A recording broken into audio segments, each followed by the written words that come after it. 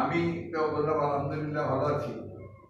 তো ঘরে বসে থাকতে থাকতে যা পাই আর কি, মানে বন্ধ হয়ে যাচ্ছে একটা সমস্যা। আচ্ছা ভালো, কিন্তু ওরা তো বাসা থেকে কাজ করে, সপ্তাহে একদিন যেতে হয়, কিন্তু এসে যেতে হয় তো একটু গ্রসারি শপে যেতে হয়, এই সমস্যা আছে। তারপরেও আলহামদুলিল্লাহ এখন ভালো আছে সবাই। আমাদের নিয়মকে অবস্থা খুব খারাপ। তার মধ্যে আমাদের একজন ছাত্র দলের আগে নেতা ছিলেন, মারা গেছেন, বেশ কয়েকজন লোক মারা গেছেন। শুরু করতে পারি না, আমি বলে গেলে একটু বড় হবে, করতে গিয়ে একটু বড় হবে, একটু আপনাদের মনে হতে পারে যে অনেক বড় হয়ে গেছে, কিন্তু উপায় নেই, কারণ আমরা একটা প্যাকেজ দিচ্ছি। প্রিয় সাংবাদিক ভাই ও বোনেরা, আসসালামু আলাইকুম। বিশ্ব মহামারী আকারে ছড়িয়ে পড়া করোনা ভাইরাস গোটা মানব জাতিকে হুমকির মুখে ঠেলে দিয়েছে। ইতিমধ্যে বিশ্বের 180টি দেশে এই প্রাণঘাতী মহামারী ছড়িয়েছে। সরকারি সোর্স অনুযায়ী বাংলাদেশে 3 এপ্রিল পর্যন্ত মোট আক্রান্ত 61 জন, এর মধ্যে মারা গেছেন 6 জন। যদি আক্রান্তের সংখ্যা মৃত্যুর সঠিক তথ্য নিয়ে অনেকেই সন্দেহ করেছেন। বিশ্বের মহাশক্তিধর রাষ্ট্র থেকে শুরু করে পার্শ্ববর্তী ভারতেও কোথাও পূর্ণ বা আংশিক লকডাউন ঘোষণা করা হয়েছে।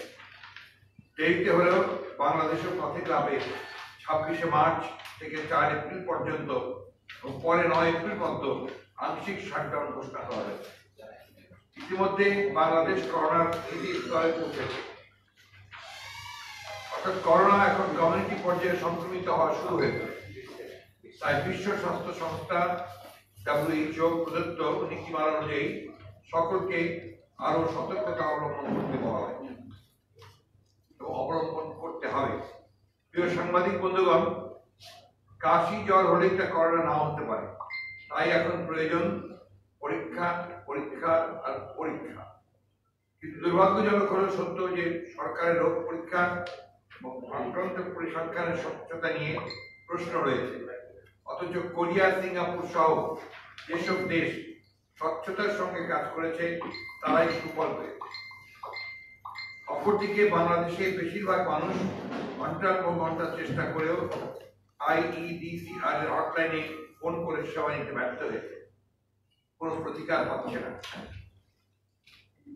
পত্রিকার সূত্র অনুযায়ী বাংলাদেশে গত 2 মাসে 8 লক্ষ মানুষ করোনা হটলাইনে করোনা টেস্টের জন্য ফোন করে। IEDCR একাই 70,000 ঊর্ধ্বে কল পেলেও 28 মার্চ পর্যন্ত মাত্র 1100 জনকে টেস্ট করা হয়েছে। তার মধ্যে 48টি কেস করোনা পজিটিভ পাওয়া গেছে। অর্থাৎ বিশ্ব স্বাস্থ্য সংস্থার বারংবার তাগিদ সত্ত্বেও বাংলাদেশের সর্বনিম্ন টেস্টিং দেশের অন্যতম। অন্যদিকে ফ্যাটালিটি রেট চিত্র দেখলে এটি স্পষ্ট যে বাংলাদেশে করোনায় মৃত্যুর হার করোনা বিধ্বস্ত ইতালির তুলনায় অনেক বেশি। বাংলাদেশে করোনায় মৃত্যুর হার 10.4%, অথচ ইতালিতে মৃত্যুর হার 10.2%। নিঃসন্দেহে রোগ পরীক্ষার স্বল্পতাই এই হিম শীতল মৃত্যু হারের কারণ। প্রতি হাজারে কোরিয়া যেখানে টেস্ট করেছে 6 জন, সেখানে বাংলাদেশে প্রতি 10 লক্ষে টেস্ট করেছে মাত্র 6 জন। এটা কি উদাসীনতা না উদ্দেশ্য প্রণীত, তা আমাদের বোধগম্য নয়। এই মহা দুর্যোগের সময় অত্যন্ত গুরুত্বপূর্ণ তথ্যের অস্বচ্ছতার কারণে জাতিকে কোনো চরম মূল্য দিতে হয় কিনা সেটাই আশঙ্কা। যা হোক, এখন পর্যন্ত বাংলাদেশে করোনা পরীক্ষা কিট শান্তি অপ্রতুল।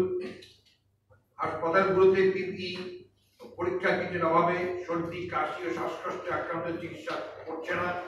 এমনকি রোগে আক্রান্ত রোগীদের হাসপাতালগুলো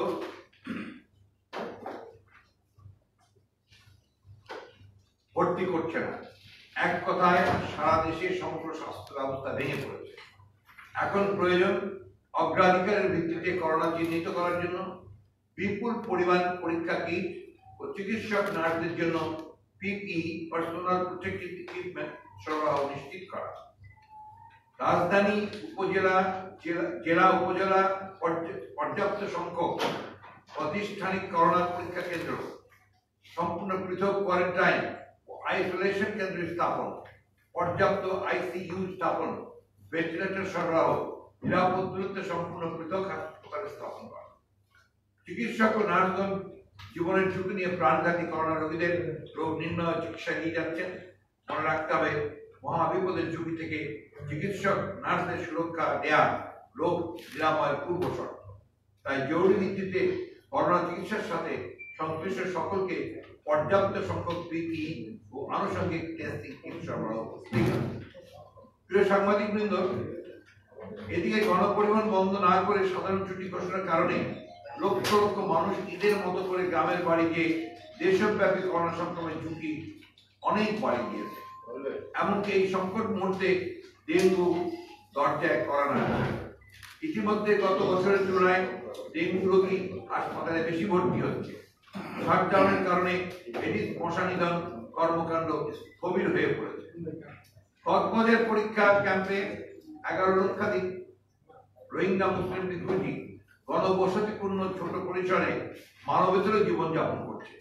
যথাযথ সতর্কতা প্রতিরোধ মূলক ব্যবস্থা গ্রহণ করতে হবে যাতে প্রাণঘাতী করোনা ভাইরাস রোহিঙ্গা ক্যাম্পে সংক্রমিত না হয়।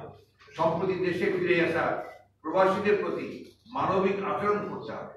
ভুলে গেলে চলবে না, এদের পাঠানো রেমিটেন্স আমাদের অর্থনীতির অন্যতম প্রধান চালিকা শক্তি। প্রিয় সাংবাদিক বৃন্দ, বিএনপির ভারপ্রাপ্ত চেয়ারম্যান তারেক রহমান এক ভিডিও বার্তায় বিএনপির সর্বস্তরের নেতা কর্মীদেরকে স্থানীয় পর্যায়ে করোনা ভাইরাস সম্পর্কে সচেতনতামূলক কর্মসূচি গ্রহণ এবং শাটডাউনের কারণে কর্মহীন দুস্থ জনগণের মুখে দুমুঠো খাবার তুলে দিতে দলীয় নেতা কর্মী সহ সর্বস্তরের জনগণ বিত্তবানদের এগিয়ে আসার আহ্বান জানান।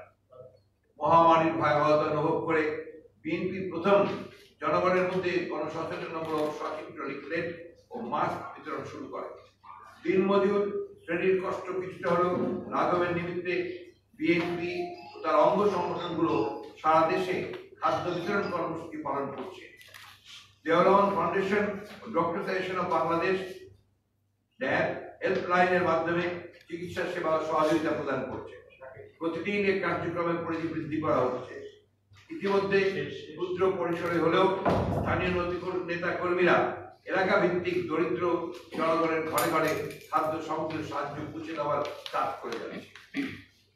আপনারা নিশ্চয়ই ইতিমধ্যে সিলেটের মেয়রের যে ব্যাপক কর্মসূচি গ্রহণ করেছেন সে সম্পর্কে আপনারা খবর পেয়েছেন। যতদিন প্রয়োজন আমাদের সীমিত ক্ষমতার মধ্যে এই কার্যক্রম অব্যাহত থাকবে।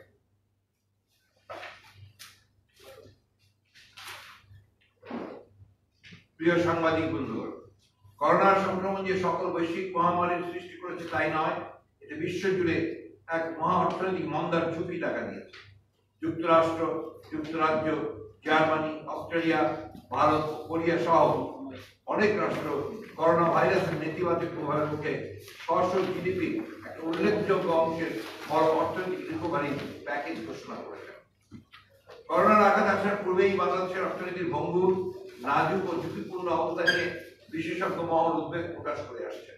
সবচেয়ে বেশি আলোচিত ব্যাংকিং খাত, লক্ষ কোটি টাকার উপর ইকরারি ঋণ, পরিচালক ও ব্যাংকার মিলেমিশে ব্যাংক লুট, বাংলাদেশ ব্যাংকের রিজার্ভ চুরি, কুইক রেন্টাল বিদ্যুৎ প্রকল্পের ক্যাপাসিটি চার্জের নামে বিপুল অর্থ লোপাট, মেগা প্রকল্প ব্যয়, অযথা বৃদ্ধি সহ নানা উপায়ে বিরাট অঙ্কের দুর্নীতি, প্রতি বছর লক্ষ কোটি টাকার ঊর্ধ্বে বিদেশে পাচার সহ আকণ্ঠ দুর্নীতি উৎকণ্ঠা সৃষ্টি করেছে। রপ্তানি প্রবৃদ্ধি ছিল নেতিবাচক, এখন তো আরো ঘনীভূত হচ্ছে। আমদানিও নিম্নমুখী, রেমিটেন্স প্রবাহ জানুয়ারিতে নেমে গিয়েছিল 2.6। অর্থনীতির অন্যতম সেক্টর পুঁজিবাজার ইতিহাসের সর্বনিম্ন সূচকে নেমে এসেছে। বেকারের সংখ্যা বেড়েছে কয়েক গুণ, দরিদ্রতার হ্রাসের হার দ্রুত গতিতে কমে যাচ্ছে, রাজস্ব সংগ্রহে ভাটা চলেছে।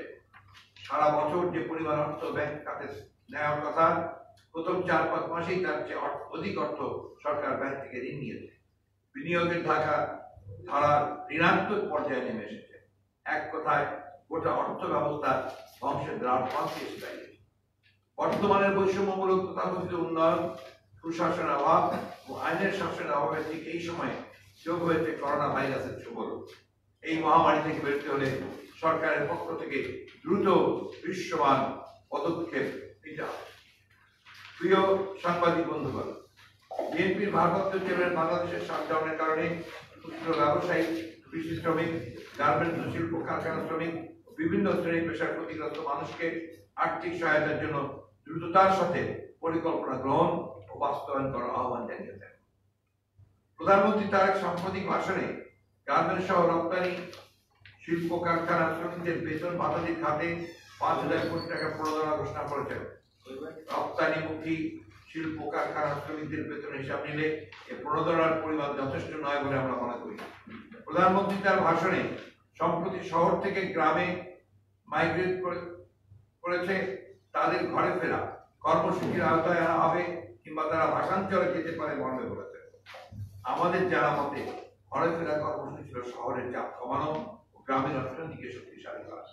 বর্তমানে যারা গ্রামে গেছেন তারা তো কর্মসূচির আওতায় যাননি, তারা যেতে বাধ্য হয়েছেন। ওই ঘরে ফেরা কর্মসূচির অনেক অনিয়ম, দুর্নীতির চিত্র পত্রিকায় প্রকাশিত হয়েছে। অন্যদিকে ভাষান্তর তৈরি করা হয় রোহিঙ্গাদের জন্য, তারা ওখানে যেতে রাজি হয়নি। ঘরে ফেরা কর্মসূচির লক্ষ্য ছিল গরিব মানুষ যাতে নিজ এলাকায় গিয়ে কাজ করতে পারে সেজন্য সহায়তা দেয়। ভাষান্তর এদের কারো গ্রাম বা বাড়ি নয়। অতএব এই ঘরে ফেরা নয়, এদের ভাষান্তরে পাঠার প্রস্তাব দেখে মনে হয় সরকার এখনো বিষয়টির গভীরতা গুরুত্ব অনুধাবন করতে পারেনি।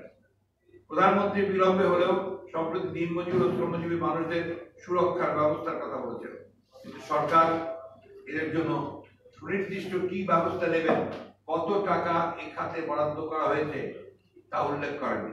সাধারণ ছুটির কারণে লক্ষ লক্ষ মানুষ গ্রামে চলে গেছে, গ্রামে তাদের কোনো কর্মসংস্থান নেই। শাটডাউন চলতে থাকলে বিপুল সংখ্যক মানুষ বিপদগ্রস্ত হবে। প্রধানমন্ত্রী বিশাল জনগোষ্ঠীকে বাঁচিয়ে রাখার কোন পরিকল্পনা বা এই জন্য কোনো বরাদ্দের কথা বলেননি। আপনারা ইতিমধ্যেই লক্ষ্য করেছেন যে ঢাকা শহরে আপনার খেটে খাওয়া মানুষ যারা, অর্থাৎ যারা মহিলারা, বিশেষ করে যারা আপনার বস্তি থেকে এসে বাসা বাড়িতে কাজ করত এবং যে সমস্ত রিক্সা চালক শ্রমিক ভাই তারা রিক্সা চালাতেন, তারা গাড়ি চালাতেন, ছোট ছোট হকারের কাজ করতেন, তারা ইতিমধ্যে রাস্তায় নেমে গেছে। খেয়াল করে লক্ষ্য করেছেন তারা একটু সাহায্যের জন্য এখন পেছনে পেছনে দৌড়চ্ছেন, লাইন দিচ্ছেন এবং টাকা একদম ছুড়ে দিলে দেখেছে ইতিমধ্যে অ্যাডিশনাল সেক্রেটারি ঢাকা সিটি কর্পোরেশনের সম্ভবত এক্সিকিউটিভ অফিসার গাড়ি থেকে টাকা ছুড়ে দিচ্ছেন। এই বিষয়গুলো ইতিমধ্যেই শুরু হয়েছে এবং এগুলি আতঙ্কের বিষয়। প্রিয় সাংবাদিক বৃন্দ, আমরা বাংলাদেশ জাতীয়তা দলের পক্ষ থেকে ইতিমধ্যে করোনা ভাইরাস নিয়ে দলের বক্তব্য তুলে ধরেছি। এখন আমরা শুধুমাত্র অর্থনৈতিক ক্ষেত্রের জন্য কতগুলো পদক্ষেপের প্রস্তাব রাখছি। তার মধ্যে কিছু পদক্ষেপ প্রস্তাব রাখছি স্বল্পমেয়াদী, অনতিবিলম্বে আর সময়ক্ষেপণ না করে এগুলো করতে হবে। কিছু মধ্যমেয়াদে এবং কিছু দীর্ঘমেয়াদে। আমাদের প্রদত্ত সুপারিশ সমূহ বাস্তবায়নের জন্য জিডিপির 3% অর্থ সমন্বয়ে 87,000 কোটি টাকার একটি বিশেষ তহবিল ঘোষণা করার প্রস্তাব আমরা রাখছি। শাটডাউন প্রত্যাহার হলে নতুন করে একটি সংশোধিত আর্থিক প্যাকেজ প্রদান করতে হবে যেন সকল সেক্টরের অর্থনৈতিক কর্মকাণ্ড সাধারণ ছুটি স্তরে ফিরে আসতে সক্ষম হয়। প্রিয় সাংবাদিক ভাই ও বোনেরা, বিভিন্ন ক্যাটাগরিতে দ্রুত সাহায্য পৌঁছাতে হবে। দৈনিক মজুরি ভিত্তিক গ্রুপ, অপ্রাতিষ্ঠানিক সেক্টর, এসএমই আর অর্গানাইজড ইনফর্মাল সেক্টর, আত্মকর্মসংস্থানকারী সেলফ এমপ্লয়েড, গ্রামীণ ভূমিহীন কৃষক, রুরাল ল্যান্ডলেস ফার্মার, কৃষি শ্রমিক, এগ্রিকালচার লেবার, মাইগ্রেন্ট ওয়ার্কার্স,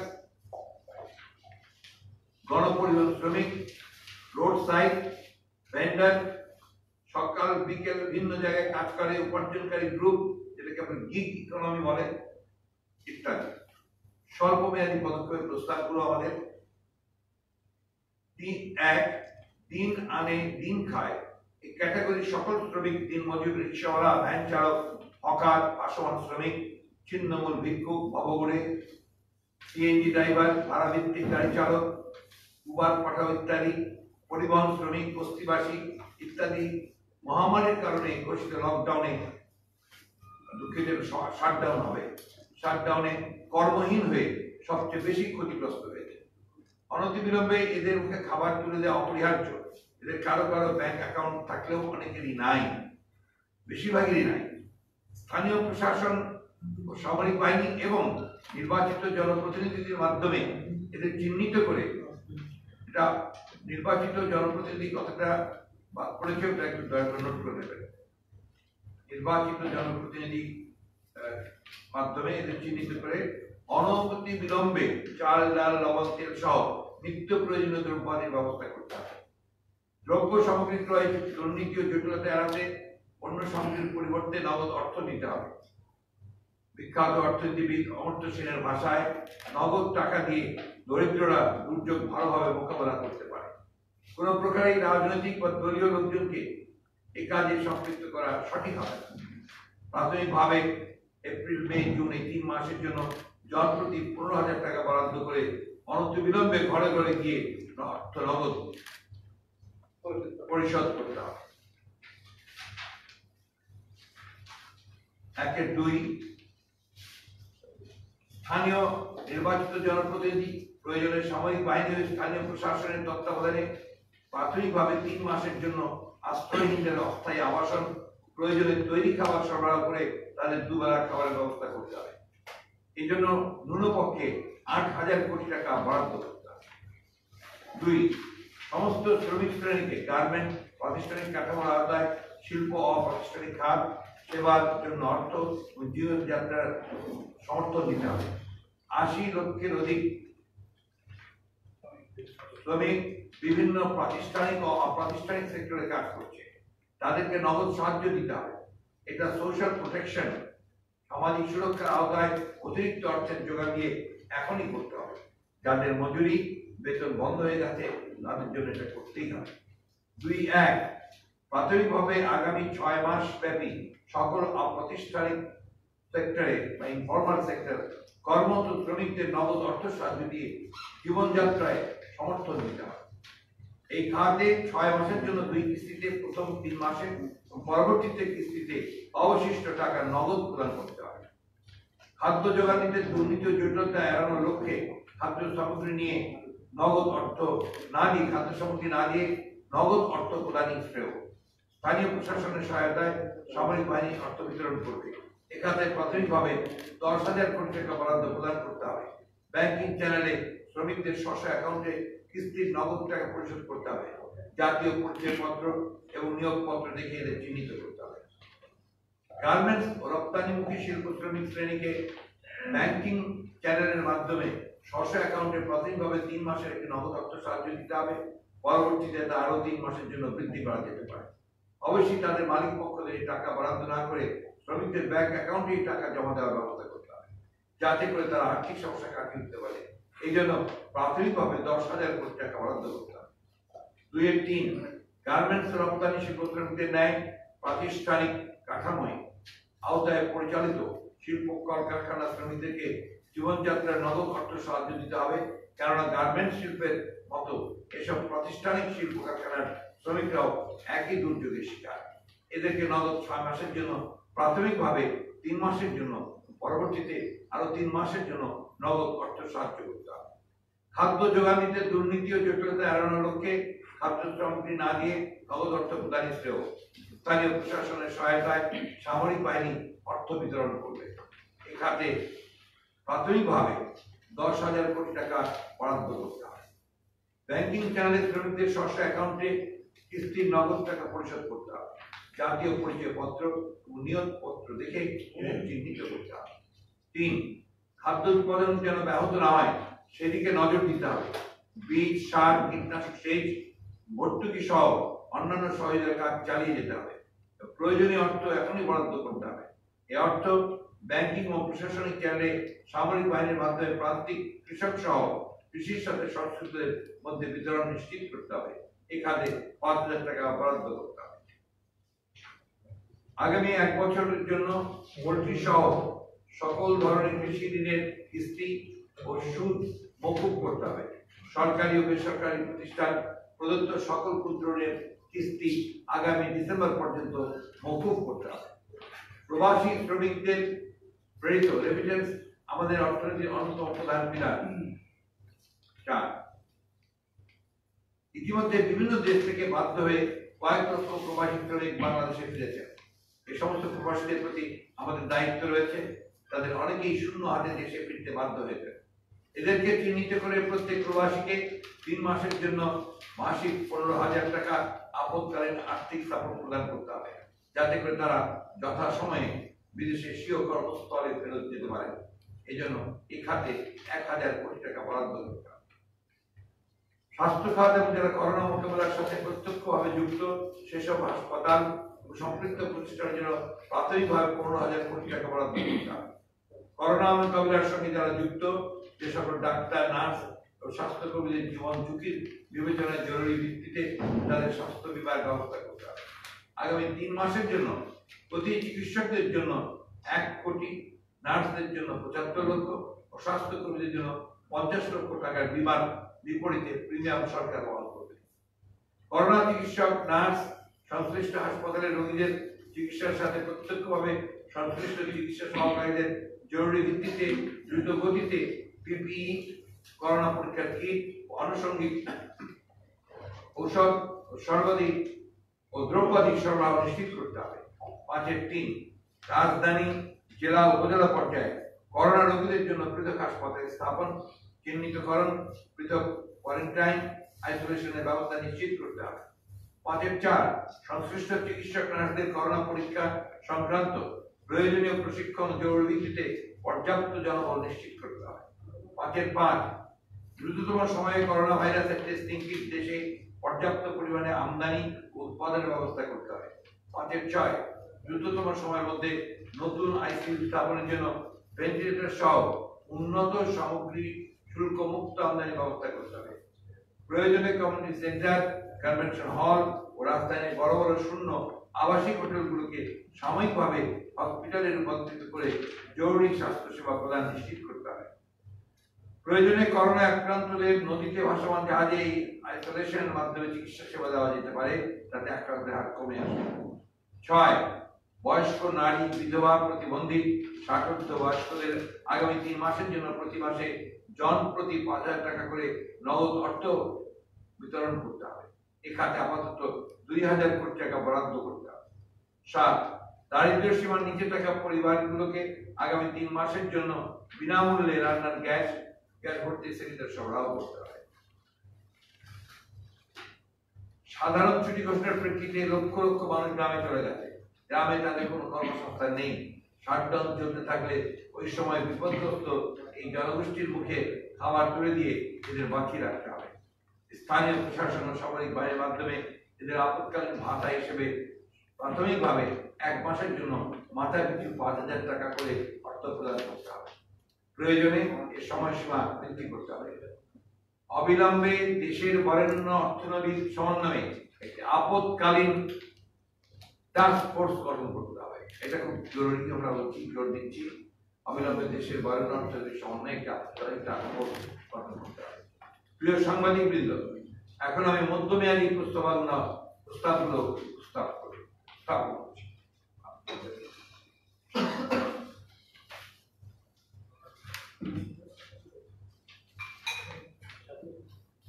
মধ্যমেয়াদী পদক্ষেপ 10 কেন্দ্রীয় ব্যাংক থেকে কতিপয় পদক্ষেপ বিলম্ব হলেও নেওয়া হয়েছে। বলা হয়েছে জানুয়ারি থেকে জুন পর্যন্ত কোনো ঋণ গ্রহীতাকে ঋণ খেলাপি ধরা হবে না। এই সময়কালে ঋণের উপর কোনো সুদ আরোপ করা যাবে না, সুদ মকুব করতে হবে। ইএমআই ঋণের নিয়মিত কিস্তি পরিশোধ 3 মাসের জন্য স্থগিত করতে হবে। এ সময় শিল্প বাণিজ্য প্রতিষ্ঠান ওয়ার্কিং ক্যাপিটালের শর্টেজ হবে। সমস্ত ব্যাংকের ওয়ার্কিং ক্যাপিটাল দেওয়ার জন্য নির্দেশনা দিতে হবে। নতুন করে কোল্যাটারালের প্রয়োজন হবে না। কেন্দ্রীয় ব্যাংকে এখনই ব্যাংক খাতে তারল্য বৃদ্ধি করার পদক্ষেপ নিয়ে ফিনান্সিয়াল মার্কেটে আস্থা বৃদ্ধি করতে হবে। সম্প্রসারণশীল মনিটরিং পলিসি নিতে হবে। বেসরকারি খাতে ঋণ প্রবাহের প্রবৃদ্ধি 10% নিচে নেমে গেছে, এটা ন্যূনতম 15 থেকে 16% উন্নীত করতে হবে। বাংলাদেশ ব্যাংকের policy rate CRR, SRR, REPO repo rate কমাতে হবে, তবেই তারল্য বৃদ্ধি পাবে। একই সঙ্গে বাংলাদেশ ব্যাংককে সকল বাণিজ্যিক ব্যাংক থেকে এসআরএলআর এর সীমার ঊর্ধ্বে রক্ষিত সকল ট্রেজারি বিল এবং ট্রেজারি বন্ড কিনতে হবে, যাতে ব্যাংকের ট্রেজারি বন্ড বৃদ্ধি পায়।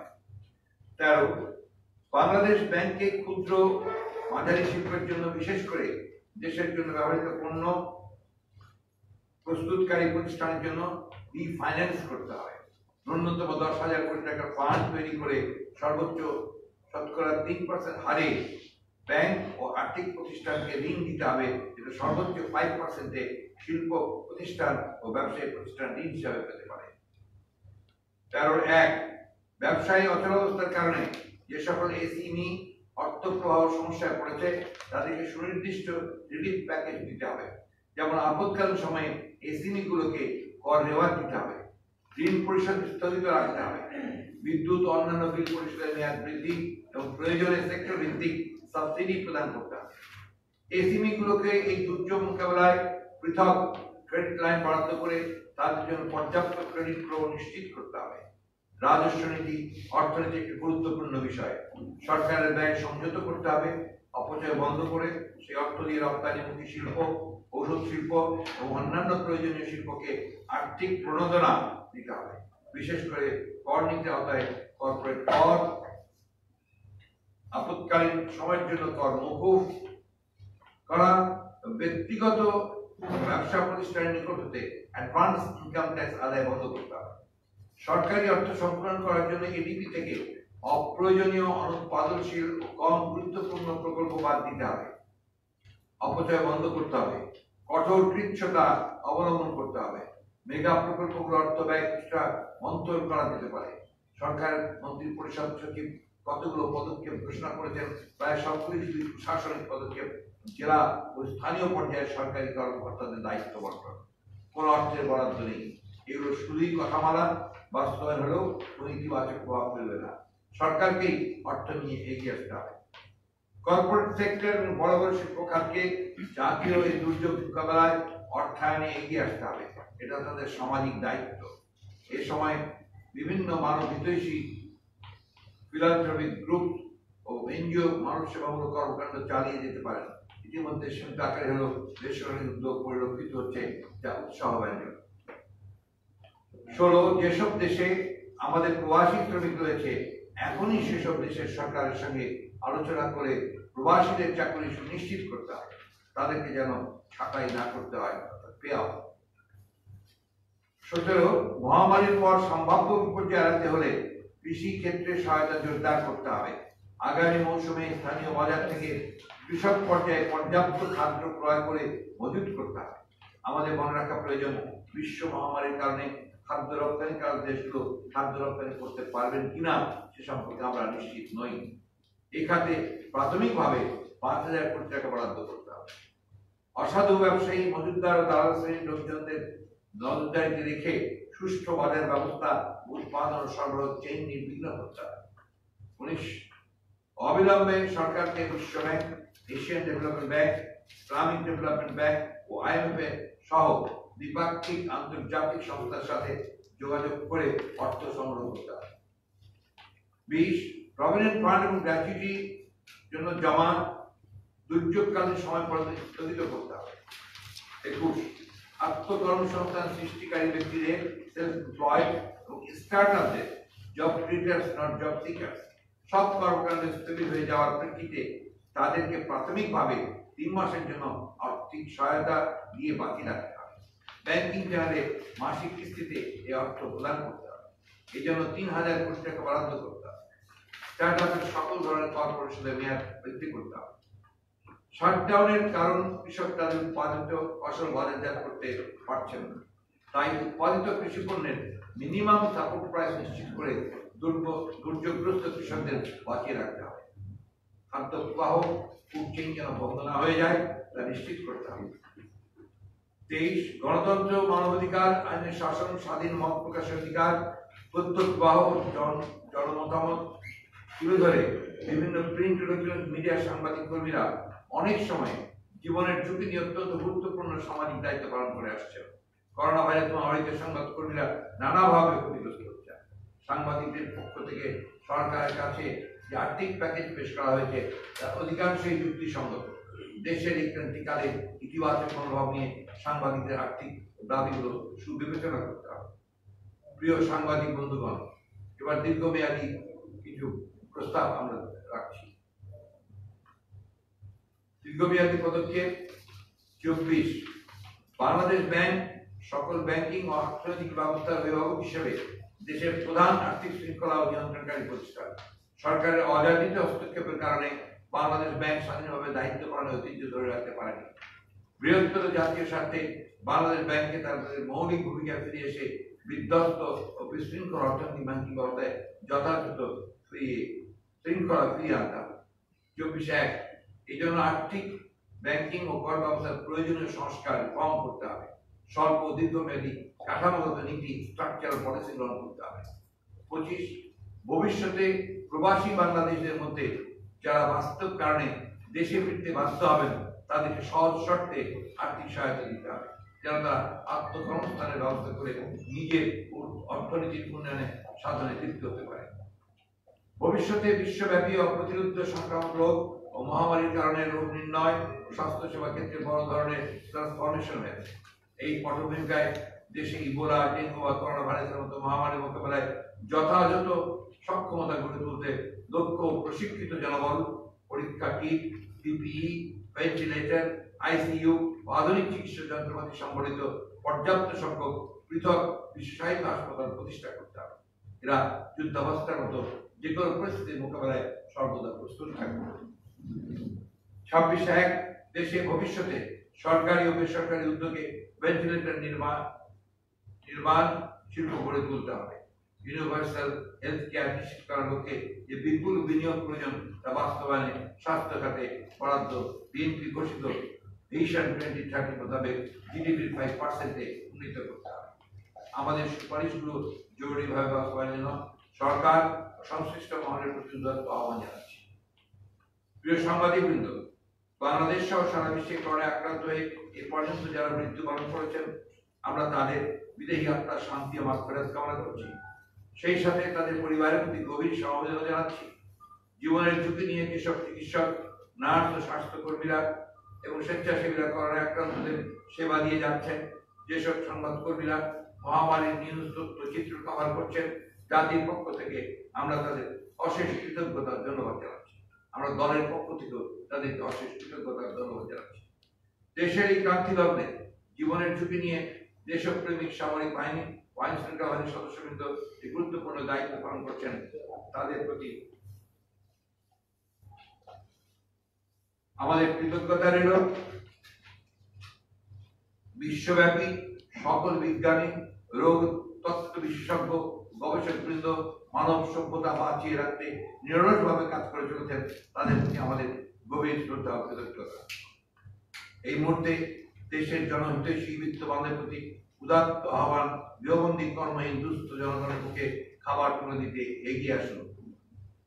প্রিয় সাংবাদিক বৃন্দ, জাতীয় ও বৈশ্বিক মহাদুর্যোগ মোকাবেলায় যে কোনো গঠনমূলক ও কল্যাণমুখী উদ্যোগে সামিল হতে বিএনপি প্রস্তুত রয়েছে। এই দুর্যোগে পরিস্থিতিতে দম্ভ, অহংকার, রাজনৈতিক প্রতিহিংসা পরিহার করে সরকারকেই এই ঐক্যমত প্রতিষ্ঠায় অগ্রণী ভূমিকা পালন করতে হবে। কারণ উদ্যোগ গ্রহণ দায়িত্বটা পুরোটাই সরকারের। আমরা বিশ্বাস করি জাতীয় ঐক্যমতের ভিত্তিতে সমন্বিত পরিকল্পনা গ্রহণ বাস্তবায়নের মাধ্যমে মহান আল্লাহর অশেষ রহমতে আমরা এই মহা দুর্যোগ কাটিয়ে উঠতে সক্ষম হব ইনশাআল্লাহ। আল্লাহ হাফেজ। বাংলাদেশ জিন্দাবাদ।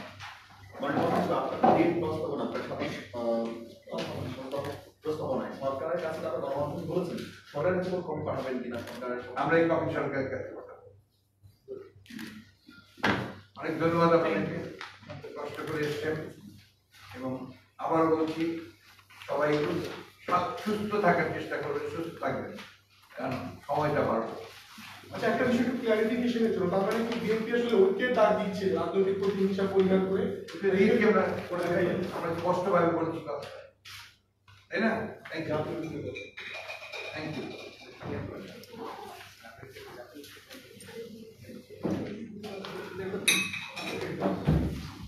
অনেক ধন্যবাদ।